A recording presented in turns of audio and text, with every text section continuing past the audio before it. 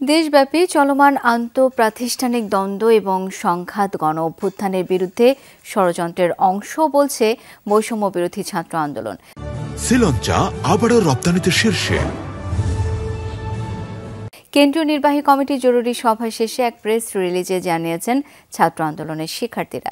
বিকালে দেশের সামগ্রিক পরিস্থিতি নিয়ে আলোচনার পর তারা জানান, স্বল্প সময়ের মধ্যে ফ্যাসিবাদ বিরোধী গণ অভ্যুত্থানে অংশ নেয়া ক্রিয়াশীল ছাত্র সংগঠনগুলোর সাথে আলোচনা সভার আহ্বান করা হয়েছে। দ্রুতই সকল ছাত্র সংগঠনের ঐক্যবদ্ধ প্রচেষ্টায় সুন্দর একটি সমাধান হবে বলে আশা প্রকাশ করে বৈষম্য বিরোধী ছাত্র আন্দোলন। টেলিফোনে সমন্বয়ক রিফাত রশিদ বলেন, ছাত্রদের মধ্যে বিভাজন তৈরির গভীর ষড়যন্ত্র চলছে।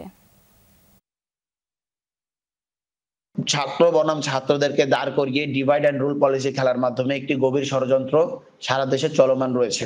বৈষম্য বিরোধী ছাত্র আন্দোলন সেটিকে রুখে দিতে বদ্ধপরিকর। তারই প্রেক্ষিতে বৈষম্য বিরোধী ছাত্র আন্দোলন গণ অভ্যুত্থানের আকাঙ্ক্ষা ধারণকারী সকল ক্রিয়াশীল ছাত্র সংগঠনকে নিয়ে একটি জরুরি আলোচনা সভার আহ্বান করছে।